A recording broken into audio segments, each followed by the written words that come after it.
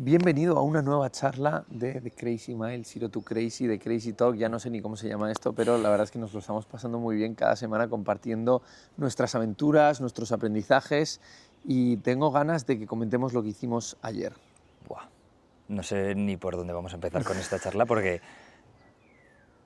es muy loco el sitio en el que estuvimos el otro día. Bueno, os pongo un poco de contexto. Nos hemos hecho un medio mini trip, road trip por Andalucía.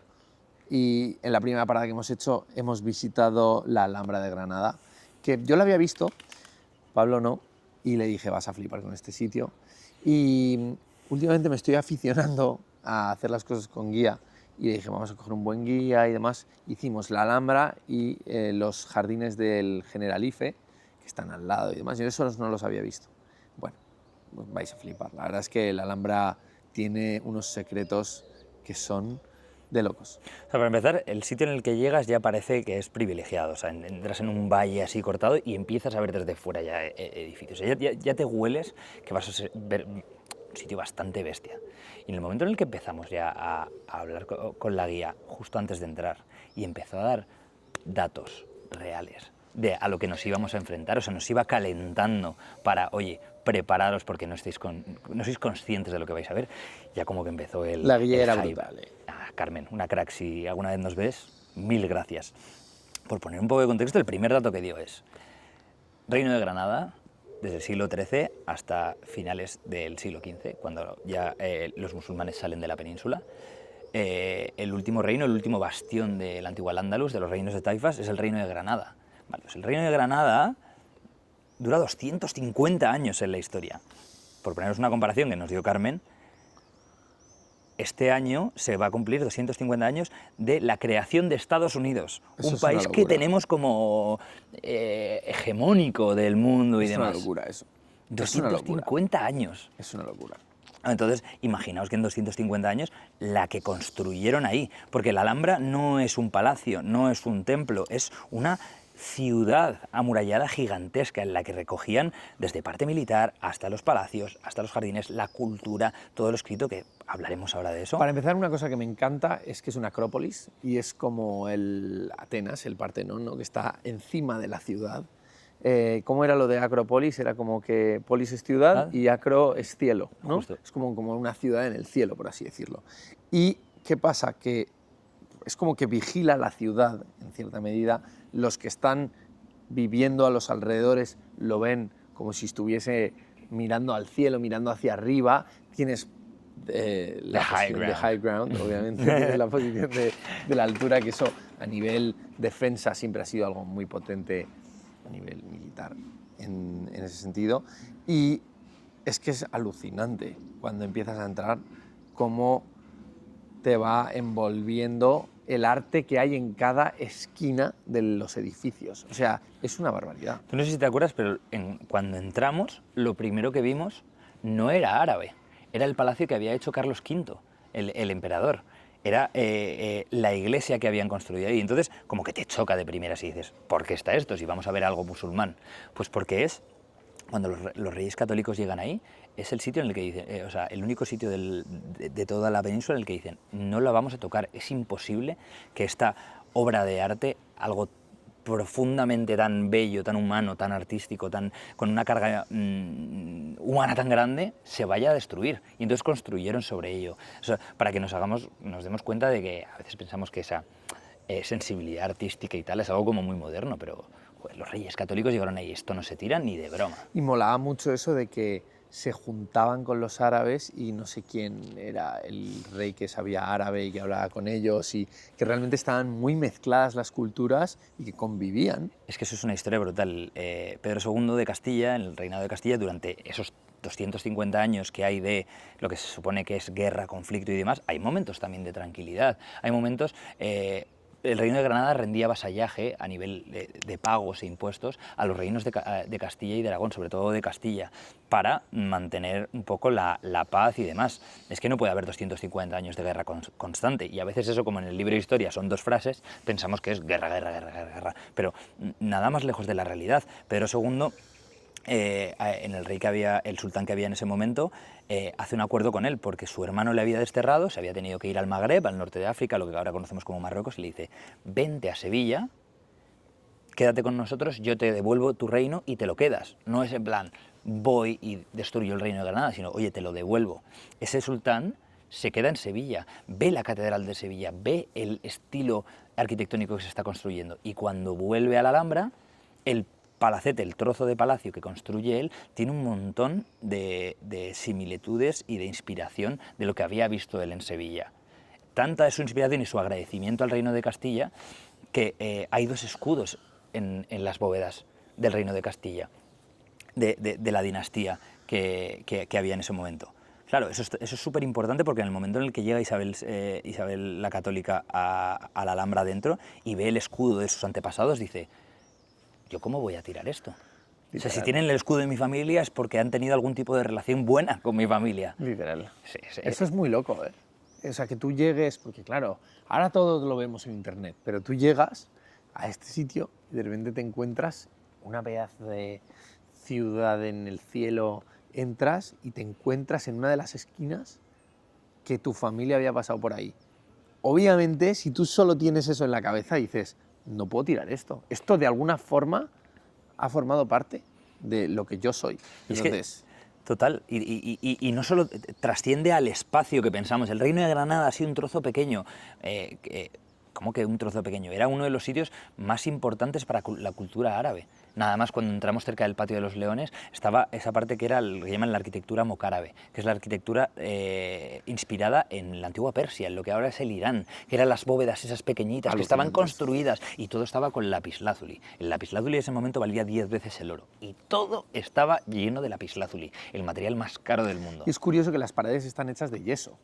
Entonces es una mezcla entre el yeso, el lapislázuli, y el yeso no vale nada. Lo único que está súper tallado, y de hecho creo que por eso es una de las razones que no te dejan tocar, ¿no? Porque se debe deteriorar muy fácil. Claro. El trabajo de conservación ha sido enorme. Hablando exactamente de eso, una de las cosas que más mola de la Alhambra es que por la cultura árabe no pueden idolatrar con imágenes a sus... no puede haber ídolos. No puede haber ídolos como tal, entonces no pueden representar a Alá en general y ese tipo de cosas. Así que la Alhambra está llena de textos, de poemas, de parábolas y cosas del Corán. No sé si el Corán tiene parábolas, la verdad, pero seguramente que tendrá sus propias versiones. Y tú puedes leer la Alhambra. Y eso es una cosa que me tocó bastante la patata. Como vas caminando por ahí, y bueno, yo no tengo ni idea de árabe, pero es cierto que si tú supieses árabe y vas caminando por ahí, tú te puedes leer el camino hacia cuando vas a ver al sultán, donde está el trono, y te va convenciendo de pues lo que supongo que te querrían convencer, que es de todas los aprendizajes y el mensaje de Dios y de por qué tienes que estar ahí y por qué el sultán es el que comunica y que une probablemente el puente entre Alá y el pueblo. Debe de ser algo un poco de ese estilo, ¿no? Y cómo todo está pensado. Lo que me contaste de esto, que yo me lo perdí, que el lenguaje de Dios, según los árabes, era la geometría. Entonces toda la Alhambra está construida con geometría en las paredes, en las zonas, todo tiene muchísimo sentido. Es de locos. Antes de seguir con esta charla, que me está pareciendo brutal, me gustaría recalcar que estos talks que hacemos, estos crazy talks, los hacemos a veces online, los hacemos de repente en sitios como este, en Marbella, incluso en algunos lugares del mundo. Eso es posible gracias a que contamos siempre de nuestra mano con Olafly. Olafly es una empresa que te da internet ilimitado allá donde vayas.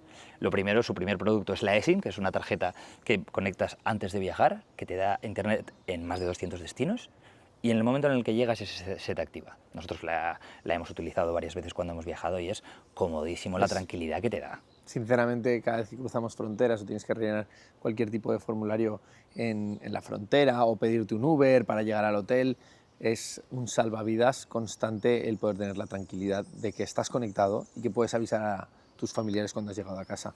O traducir menús, o traducir carteles en países en los cuales no compartimos el mismo idioma. Y además es que hay el siguiente nivel, que es el que nosotros hemos utilizado durante la vuelta al mundo, que es que si estás constantemente viajando, eres una persona que tiene que ir mucho de un país a otro o un estudiante de Erasmus, existen los Olafly Plans, que son suscripciones mensuales que te dan ese mismo internet sin que te preocupes de ir cogiendo una tarjeta en cada país en el que te vas moviendo. Es como tu internet para todos lados del mundo. Está en más de 160 destinos. Y además, si en algún momento la suscripción por algún casual la quieres cancelar, con que te hayas suscrito un mes, se te activa directamente Always On, que es básicamente un gigabyte de conexión al mes para emergencias. Entonces, si en algún momento no tienes para conseguir tu Olafly o lo que sea, puedes contar con Always On para siempre, el resto de tu vida, tal cual.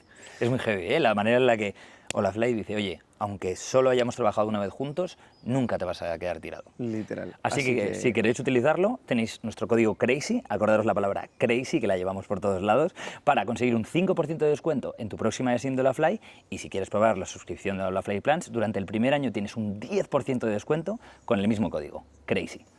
Seguimos con el vídeo.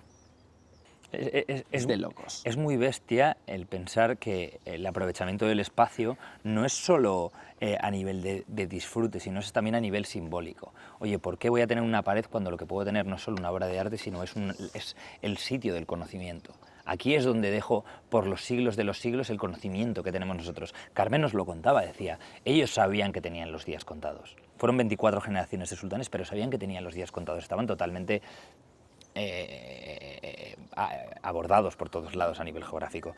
Y aún así dijeron, oye, nosotros queremos dejar constancia de nuestro conocimiento, de nuestra cultura y demás en estas paredes. Por eso para cada sultán era importante ir añadiendo a la Alhambra partes en las que ellos vivieran y demás, y que fuera su parte del palacete. Que eso nos recordaba bastante a cuando fuimos a Egipto a ver el templo de Karnak, que es la ciudad de templos más grande del mundo y de la historia, que lo que pasaba era lo mismo, pero con faraones. Los faraones iban añadiendo sus construcciones, porque bueno, es que se puede llamar construcciones porque eran unas barbaridades lo que añadían, no era solo salas y...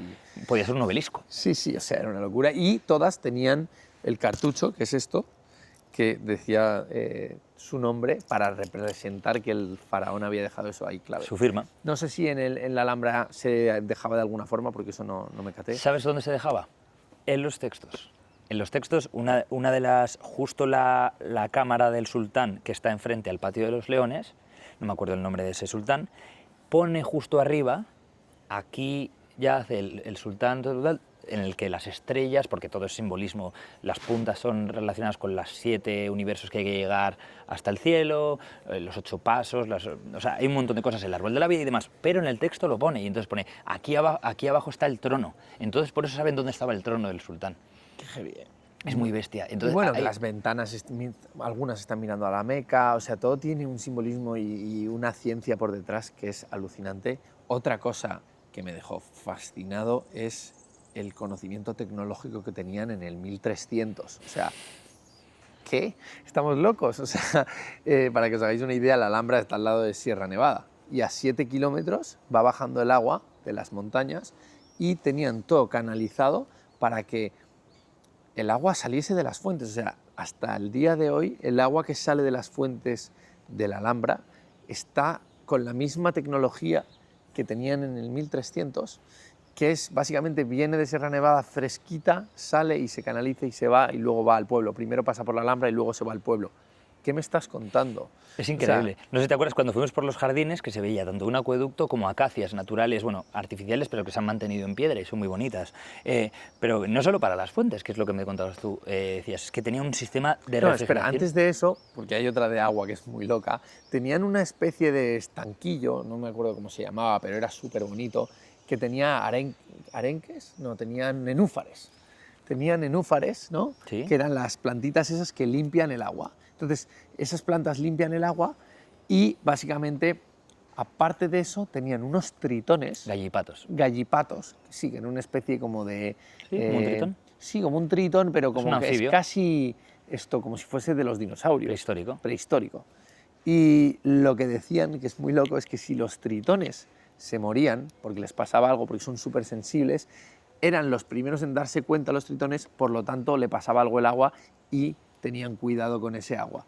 qué heavy que tuviesen esa anticipación, Sistemas de medición pero del ancestrales. 1300. O sea, claro, ¿cómo mides tal? En vez de estar midiendo con el pH, el agua tal, no, se muere el tritón, pues no hay que comerse nada. Es un poco como cuando vas a los pueblos y dicen, oye, sabemos que va a caer tormenta y demás por las vacas que se mueven y tal. O sea, son un montón de sistemas que nosotros pensamos que todo tiene que depender de la tecnología y de cosas como muy avanzadas y muy punteras, cuando hay un montón de cosas que se han utilizado durante siglos que son perfectas, porque vienen de la naturaleza. Y justo viene a lo que te hablaba. Nosotros tenemos en todos lados sistemas de aire acondicionado, sistemas de calefacción, del que consumimos una energía tremenda y que no son tremendamente eficientes. Y ellos, con la canalización del agua por debajo de los suelos, que eran de mármol, conseguían, y con las ventanas altas, conseguían que el aire frío subiese, el aire caliente subiese, se fuese y quedase fresquita la habitación. Y eso sigue manteniéndose. Imagínate en verano, o sea, que hace un calor en Granada que te mueres. Y estos tíos tenían pensado para que las habitaciones pudiesen ventilar automáticamente, tener autoventilación en el siglo XIII. O sea, es que no tiene ningún sentido. Tú imagínate ser... no hace falta justo en esa parte ser mozárabe, nazarí, vivir en el Albaicín, que es el pueblo que está justo enfrente, y todos los días tú vives rodeado de casas de un piso, no está asfaltado las calles, todo es muy precario y de repente te encuentras con esa obra majestuosa que a día de hoy a nosotros que tenemos acceso a todo nos sigue alucinando. O sea, cómo debe ser el simbolismo de la grandeza primero de la familia real y luego a Dios. Molaba mucho porque además luego cuando paseabas y veías Granada, veías el barrio del Albaicín, era precioso las vistas que tenías y es muy heavy que tú veías a la gente caminando por la calle. Entonces, si tú les ves, ellos te ven a ti. Tú estás caminando por la Alhambra y te ven. Veían a los sultanes caminando por la Alhambra. Entonces, eso es muy loco. Y una cosa que me salía a comparación es que cuando visitamos, por ejemplo, la ciudad prohibida en China, que era una ciudad que no se pudo visitar durante no sé cuántos miles de Hermética, años, a tope. era en plan, ahí vive el rey y viven sus capos y nadie se mete, está prohibido, por eso se llama la ciudad prohibida. Era opaco, o sea, no hay nada, no sabes nada, es un misterio, no sabes si hacen magia, no sabes nada. En cambio, aquí es no todo lo contrario, porque obviamente no sabes qué pasa dentro, pero puedes ver a la gente ahí caminando, puedes ver que hay vida, puedes ver que pasan cosas. Me parecía curioso que hay diferentes civilizaciones para eso y que, en ese sentido, los sultanes se ponían ahí arriba, vigilaban la ciudad, pero se prestaban a, no sé si a hablar con el pueblo, pero casi se puede tener una conversación con la gente de la calle, porque escuchas como a alguien se le cae una mochila, efectivamente. Yo creo que no estarían dispuestos a eso, pero bueno, obviamente, pues como en todos estos reinos medievales, habría momentos de audición con el sultán, eso seguro. Yo no sabría decirte, es que es un lugar tan complejo que no sabría decirte, me quedo con tal punto, me quedo con eso que vi y tal. Es como que te abruma todo el complejo o sea, todo en general. Es algo tan complicado de pensar que vas disfrutándolo todo el rato. ¿Sabes? Muchas veces yo pensaba que el patio de los leones era lo que más me iba a alucinar, que era lo que había estudiado en el cole, y ni mucho menos. Los leones están guapos y obviamente los has visto en el cole y tal. Muy bonitos, pero... Desde mi punto de vista, comparado con otras cosas, para mi gusto los leones son un poco flojillos. Son un poco pachuchos. A veces... Con pinzas esto, cógedmelo con pinzas, por favor, obviamente son increíbles, pero... Esto lo hablamos bastantes veces y esto es un ejemplo claro de que no somos conscientes de lo que tenemos en nuestro país. Es que esto es una maravilla del mundo. Para mí es de, si no lo más bonito de España, a nivel arquitectónico, a nivel monumento, me parece magnánimo, me parece una locura. O sea, se me ocurre muy pocas cosas que pueda coger y decir, estaría al nivel de la Alhambra. A nivel de que la Alhambra pudiese ser una maravilla del mundo que representa a España como Machu Picchu representa a Perú. 100%. O sea, dime qué podrías poner en esa lista. Pues lo hablamos un poco el otro día. A nivel tan grande no, o sea, pero es que tenemos la suerte de que tenemos un país con una riqueza histórica y cultural y con todo lo que conlleva eso enorme, y tenemos pues desde el acueducto de Segovia, tenemos la Sagrada Familia, tenemos catedrales maravillosas, el Obradoiro, León, tenemos cosas maravillosas, pero pero no están a la altura de la Alhambra para mi gusto. Pero para que sepamos lo Mi importante... opinión personal. O sea, si es que solo hay que mirar al pasado, nos lo explicaba Carmen. Los grandes emperadores del Imperio Español, desde la conquista por los reyes católicos del Reino de Granada, pasaban grandes épocas viviendo en Granada. Carlos I, Felipe II, gente que eran emperadores del gran mundo, se iban a vivir durante épocas a la Alhambra de Granada. Imagínate con todo lo grande que es el mundo, lo grande y lo vasto que era su imperio, es decir, no, yo paso una época aquí, eso es muy bestia. O sea, eso deja muy claro, no hay que ser nosotros descubridores de nada para darnos cuenta de la trascendencia que tiene ese sitio. Y una cosa que es curiosa, que no sé si tiene tanto que ver con este tópico, pero hablé con alguien el otro día que me decía, no me acuerdo, vale, quién era la persona, no sé si era Felipe II o quién era, ¿vale? Pero Felipe II, pongamos que es, vivía en un castillo cerca del Escorial o por algo de ese estilo, y tú puedes visitar el castillo, y si vas al castillo, tú ves cómo vivía Felipe II. Y tú ahora mismo que nos estás escuchando vives 100 veces mejor que Felipe II, que era el rey del mundo. O sea, el rey del mundo, tú ahora vives mucho mejor que él. Es muy loco pensar eso. Es muy loco pensar eso. El cómo ha evolucionado la tecnología, y muchas veces nos quejamos de un montón de cosas, pero luego también hay que ser conscientes y dar las gracias de cómo ha evolucionado el ser humano, todas las bendiciones y facilidades que tenemos para, bueno, que estemos grabando aquí esto a Felipe II le parecería ciencia ficción, obviamente, magia, pero imagínate las condiciones a nivel de limpieza, su cama, aseo, todo eso. Ahora mismo, para ti, abrir el grifo y que salga agua puede ser normal, pero la realidad es que no es nada normal. O sea, tú cuando piensas en que en Granada tenían canalizaciones y me llegaba el agua fresquita de Sierra Nevada, a mí me explota la cabeza. Me explota la cabeza, sinceramente, porque imagínate lo que han pasado en 200 años, o pensar lo que han pasado en 800, que estos tíos ya lo tenían descubierto. Eso es lo que a mí me alucina, que es una combinación, como a mí me suele gustar, de arte y ciencia, ¿no? Es súper artística, súper poética, se puede leer, te cuenta una historia, habla de lo que ellos conocían o de sus pensamientos, pero al mismo tiempo habían aplicado un montón de sus prácticas y de su conocimiento para vivir mejor. Y tenemos la suerte de haber tenido esa influencia en el lugar donde vivimos, 100%. que ha aportado tanto a nuestra civilización. No, la verdad es que la Alhambra ha sido un gustazo conocerla. Qué maravilla de sitio, qué gusto. Como nos fuimos con la idea de hay que volver. Literal. Ojalá podamos volver muchas veces. Ojalá vosotros que nos estáis escuchando vayáis, la disfrutéis. Coger un guía, como decía Lucas. Coger un guía porque la diferencia es abismal. Bueno, es que si no, no te enteras de nada. Yo tengo suerte que cuando me pierdo las cosas porque me pongo a soñar, me rescata y me cuenta algunas cosas que se me han olvidado. Pero el guía te cambia la película, y la verdad es que Carmen marcó la diferencia porque tenía una pasión de esa locura que a nosotros nos gusta. Ella la tenía por la Alhambra y se notaba mucho en cómo te llega el mensaje. Así que con todos ustedes, este es el episodio de la Alhambra. Nos vemos en el siguiente. Abrazo.